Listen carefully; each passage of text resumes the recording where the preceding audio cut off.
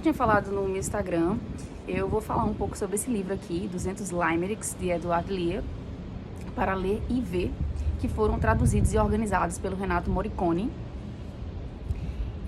E adaptados também, né? Porque esses 200 Limericks, ele teve que adaptar para a língua portuguesa.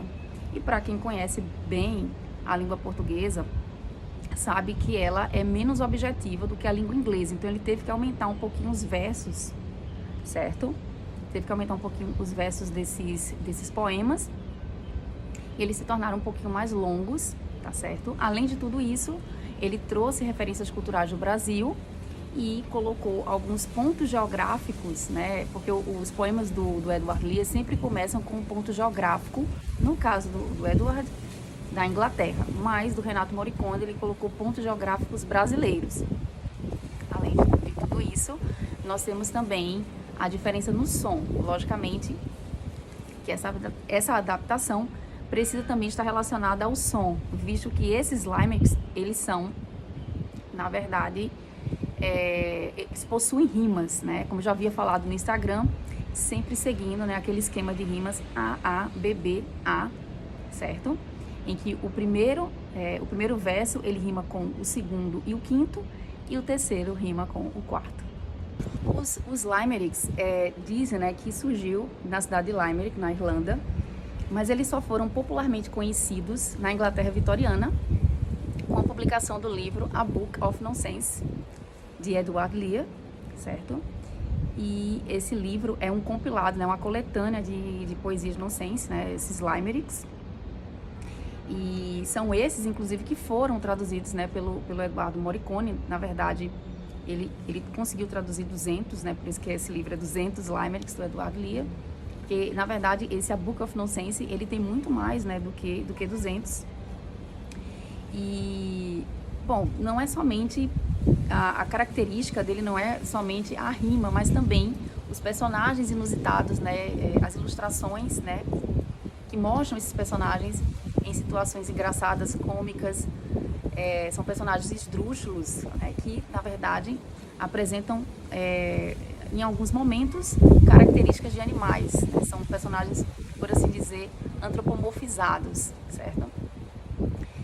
E eu já tinha até falado no Instagram que eu iria tentar traduzir, né, porque, na verdade, os Limericks, né, como as poesias nonsense, elas não são para serem compreendidas, porque, na verdade, elas são nonsense, né, elas são sem sentido, mas eu procurei, né, fazer esse desafio e, inclusive, esse vídeo, né, o objetivo final é exatamente esse. Ok, vamos para o desafio, vou fazer o primeiro sorteio. E aí eu vou vou deixar a página aqui, exatamente desse lado, para que vocês possam ver melhor, né, essa imagem, tá certo? Eu vou só tentar compreender, né, mais ou menos o que quer dizer esse Limerick. Eu vou abrir rapidamente em uma página para ver o que é que ele quer dizer. Consegui aqui na página 148. Havia um sujeito de Boca da Mata, com um pet balofo, do bem vira-lata. Seu jeito de andar e sua ginga virou referência na gringa. Também para os cachorros de Boca da Mata. Então aqui a gente tem as rimas, né? Boca da Mata, que é o lugar, na verdade, né, de onde é esse sujeito, Boca da Mata. Onde fica isso, realmente, eu não tenho a menor noção, mas com certeza faz parte do território brasileiro. E aí ele, como eu tinha dito, ele rima com o segundo, né, a primeira linha, né, Boca da Mata, ela rima com a segunda, né, com o segundo verso, certo? E com o quinto. E o que também mais me chamou a atenção, né, e o terceiro rima com o quarto, né, ginga, ele rima com gringa, né? E aí você tem, né, a imagem, né, que chama a atenção desse cachorro, um cachorro totalmente incomum, né, um cachorro, bom, diz que é da raça vira-lata, não é isso?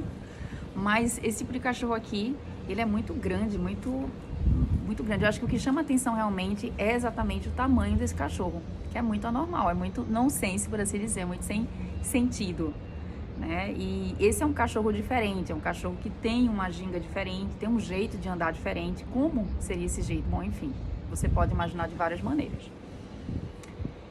e virou referência na gringa. Onde é gringa? Bom, provavelmente algum lugar, né, que tenham pessoas, né, enfim, de outras nacionalidades, pode ser também.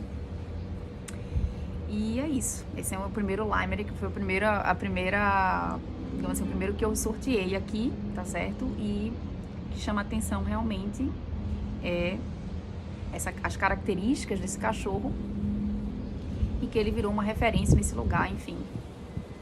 Não somente por causa do seu tamanho, que é avolumado, enfim, mas também o seu jeito, né, o seu jeito de andar.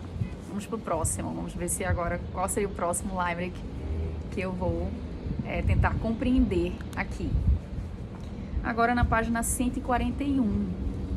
141, você tem um homem com um balde na cabeça. Isso chama realmente a atenção de qualquer pessoa. E o Limerick é esse. Havia um sujeito em Pinhal de São Bento, com jeito de cabra da peste e briguento. Sentou no cercado de tarde, com a cara enfiada num balde.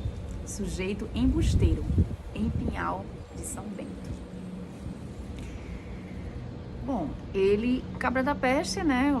Bom, eu como boa nordestina, uma pessoa valente, uma pessoa corajosa, né? Então, esse sujeito de Pinhal de São Bento, ele é um homem corajoso, é um homem briguento, mas será mesmo? Essa imagem do balde, né, que esconde a cabeça dele, bom, fica um pouco contraditório você dizer que ele é um cabra da peste, porque ele tá com um balde na cabeça, então quem é cabra da peste corajoso não vai ficar com um balde na cabeça, né? Enfim. Então essa já é a primeira incoerência, né, enfim, contradição desse texto. Edward Lear. Havia um artista que lá na Inglaterra fazia poesia e pintava aquarela. O tal tinha um monte de irmão e barba que cobre o dedão. Nada incomum na sua bela Inglaterra. O artista deixou seus irmãos sem lamentos, um alto, um gordo e alguns catarrentos. Ao lhe perguntar, um tal lorde que tinha um felino que morde, além de bichinhos mansinhos e lentos. Artista barbudo, tu queres um trampo? Te pago em ouro, em libra ou franco. É só registrar minha fauna. Atenta aos detalhes com calma. Então o tal artista falou: uau, que trampo! Eu faço desenho de bicho, sim, lógico. Será um prazer desenhar seu zoológico. Porém falarei sem chiliques. Também vou fazer limericks. E o Lorde lhe disse: tranquilo, sim, lógico. Pois sinta-se em casa aqui em Knowsley Hall. Sou um Lorde bonzinho, não quero teu mal. E lá, pois, criou com alegria seu nome, eis aqui, Edward Lear, famoso no mundo, não só em Knowsley Hall.